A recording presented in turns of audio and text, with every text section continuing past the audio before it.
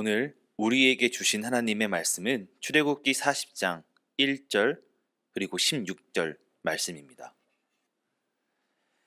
여호와께서 모세에게 말씀하여 이르시되 모세가 그같이 행하여 곧 여호와께서 자기에게 명령하신 대로 다 행하였더라. 아멘.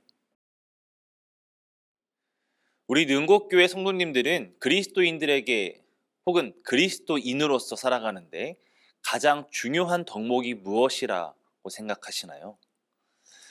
우리는 하나님을 향한 믿음과 사랑을 항상 표현하고 싶어하는 존재들입니다. 때론 기도로, 찬양으로, 예배로 하나님을 향한 사랑과 믿음을 고백하고 있죠. 항상 우리의 진실한 기도와 뜨거운 찬양을 통해 하나님을 향한 우리의 마음을 표현하고 있습니다. 그러나 사실 하나님을 향한 믿음과 사랑의 가장 기초가 되고 첫째가 되는 것은 우리가 하나님의 말씀에 그리고 명령에 순종하는 것입니다. 그렇지 않고 행위가 없는 말뿐인 믿음은 반쪽짜리 믿음에 불과한 것이죠. 우리는 항상 하나님의 말씀에 그리고 하나님의 명령에 순종하는 마음으로 하나님을 바라보아야만 합니다. 하나님의 말씀과 명령에 순종하는 그러한 믿음은 우리가 출애굽기를 계속해서 읽을 때도 볼 수 있듯이 시종일관 하나님께서 성경을 통하여 강조하셨던 내용입니다. 오늘 우리가 함께 읽었던 본문 출애굽기 40장 1절 그리고 16절까지 말씀을 보면은 여호와께서 모세에게 말씀하여 이르시되라고 시작을 하고 16절에서 여호와께서 자기에게 명령하신 대로 다 행하였더라 라고 마치고 있습니다. 이스라엘 백성들은 성막과 그 안에 채워질 하나님의 물건들을 하나님의 명령대로 만들었음을 앞선 말씀을 통해서 볼 수 있습니다. 하나님은 끊임없이 하나님의 말씀을 통해 이스라엘 백성들을 순종하는 백성이 되도록 훈련시키셨습니다. 이처럼 오늘 우리가 함께 읽은 말씀도 하나님께서 모세에게 명하신 성막 건축을 모두 완료한 후에 성막 봉헌을 위한 규정들에 대해 알려주시는 부분입니다. 하나님께서는 이스라엘 백성들이 하나님의 성막을 건축하는 모든 과정을 세세하게 살펴보시고 계셨습니다. 열왕기상 솔로몬 왕이 성전을 건축할 때를 보아도요, 하나님께서는 나타나셨습니다. 하나님은 솔로몬이 건축한 성전을 거룩하게 구별하여 하나님의 이름을 영원히 그곳에 두고 하나님의 눈길과 마음이 항상 거기에 있을 것이라 말씀하셨습니다. 성막도 마찬가지입니다. 거룩하게 구별하여 하나님께 드리는 곳이죠. 본문 9절에서 하나님은 관유를 가져다가 성막과 그 안에 있는 모든 것에 발라 그것과 모든 기구를 거룩하게 하라 라고 말씀하십니다.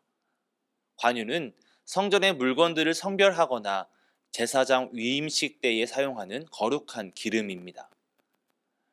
모세는 이 거룩한 기름인 관유를 성막의 모든 것에 바릅니다. 이 관유를 바르는 것의 순서가 있는데요.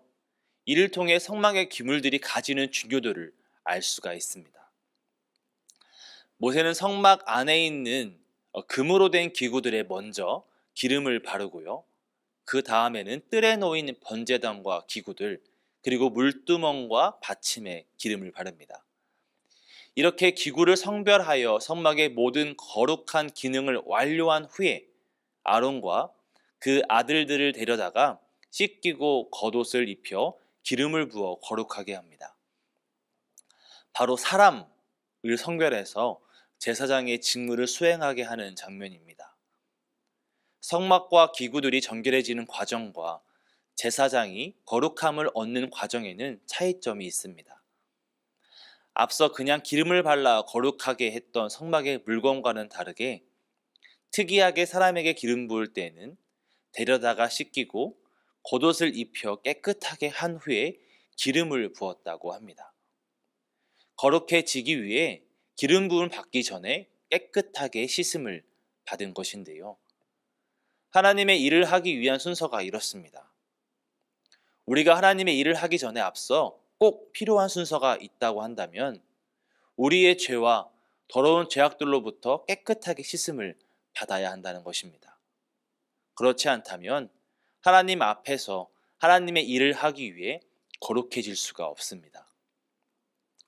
하지만 우리는 모두 예수님의 보혈로 죄 씻음 받은 깨끗해진 존재들입니다. 주님의 은혜로 모두 죄 씻음 받은 존재이죠. 그렇게 또한 우리가 간과해야 하지 말 것은 그 주님의 보혈로 얻은 죄 씻음과 그 은혜입니다. 우리는 그 사실에 너무나 익숙해진 나머지 우리 본래의 죄를 잊고 살 때가 종종 있습니다. 혹은 죄를 너무 쉽게 생각할 때도 있죠. 하지만 본래 우리의 죄는 쉽게 씻을 수 있는 것이 아니었습니다. 내 자신의 공로 없이 죄사함을 얻었지만 주님은 우리의 죄를 위하여 십자가에 못 박히시고 또 피 흘리시고 죽기까지 아파하셨습니다. 우리는 그 사실을 분명히 기억하고 감사해야 합니다. 우리를 거룩하게 만들어주시는 분은 주 예수 그리스도 뿐입니다. 물로 씻기는 의식은 육체의 정결만을 위함이 아닙니다. 영혼을 정결케 하는 의식의 상징입니다. 우리의 영혼을 깨끗게 하시는 예수님을 기억하는 우리 능곡교회 성도님 되시기를 간절히 소망합니다. 주님이 우리의 죄를 깨끗하게 하셨습니다. 그 은혜에 감사하며 나의 삶을 정결하게 갖고 나갈 수 있는 우리가 되기를 간절히 소망합니다. 오늘도 하나님께서 우리에게 거룩하라 라고 명하고 계십니다.